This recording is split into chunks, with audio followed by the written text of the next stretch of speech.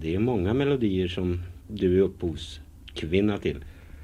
Ja, det är några stycken nu. Det är jättekul. Hur många ungefär tror du? Du menar som jag har gett ut på platta? Ja, eller som du har skrivit överhuvudtaget. Ja, som har skrivit det är nog en 25 stycken. Fast jag har ju inte fått spela in allihopa än. Hur kom det sig att du kom på det här att komponera då? Ja, jag tror att jag blev född med det om jag ska vara ärlig.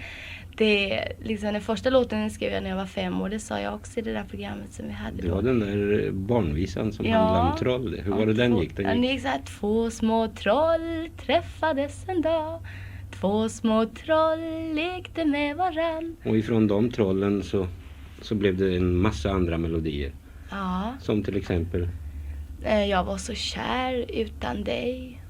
Och vilken har jag med skrivit? Den jag väntat på. En text som jag skrivit. Det där låter som om du var olyckligt kär vid den tiden när du skrev dem. Nej, det var jag väl inte. Fast när jag sitter och gör mina melodier så blir det ofta den där takten som går så där långsamt. Och då blir det en text också som är lite sådär, handlar om olycklig kärlek. För jag tror att folk vill höra det. Så vill vi väl veta lite också om du håller på med någon ny melodi som vi kanske får höra framledes. Ja, jag har en fast jag har ingen text till den än. Hur går den? Ska vi ta och lyssna lite? Nej, jag vet inte om jag kan sjunga den än. Det kanske låter lite dumt. Den är inte riktigt klar än. Tror du att det var din första grammofon som fick dig att börja komponera? Ja, det är faktiskt mycket möjligt att det var det. Jag kommer ihåg jag fick den, det var nog 64 tror jag. Jag var 14 år.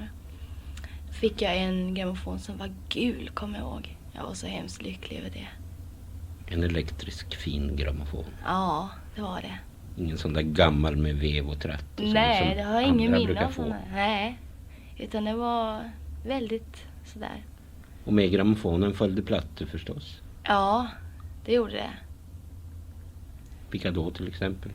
Ja, jag fick en platta, kommer jag ihåg, när jag fick grammofonen. Och den hette The Dreamer med Nils Sedaka. Och Nils Sedaka tycker du om och även melodin fortfarande? Ja, den ger ett visst minne, den där låten, till den där julafton man fick både skivan och grammofonen. Det var en liten Agneta då som försiktigt öppnade julpaketet och julklappen. Ja, det var en liten Agneta med flätor i håret, bara 14 år. Visste du att du skulle få den i julklapp? Ja, det hade varit så tjutigt. Ja, jag var lite nyfiken sådär. Anade väl att jag skulle få det kanske. Men sen har du köpt flera plattor förstås. Har du mycket skivor hemma? Ja, jag har jättemånga skivor hemma som jag lyssnar på. Som till exempel? Ja, jag lyssnar gärna på Barbra Streisand och Swingle Singers och lite svårare musik sån där. Klassisk gärna också. Turné nu Agneta, hur har det varit? Det har varit kul tycker jag. Topp 69 var det. Och med där har funnits din fästman? Ja, Björn Ulvaeus. Och vidare? Och Barbro Schinner, Nina Lisell och Ola Håkansson. Och utomlands då? Ja, utomlands går det ganska bra utan att skryta. Du har gjort skivor i Tyskland? Ja, 5 stycken. Och finns på hitlistorna där? Ja, en utav dem. Vad är det för något? Ja, den heter Concerto d'Amore. Den har du inte gjort på svenska? Jo, det har jag. Det har du, ja. Har du inte hört det? Ja, förlåt.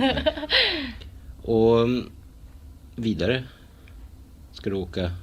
Ja, jag ska åka till Frankrike. Eventuellt i 3 månader. Och där ska du också göra plattor? Ja, de ska lansera mig där på turnéer och sådär.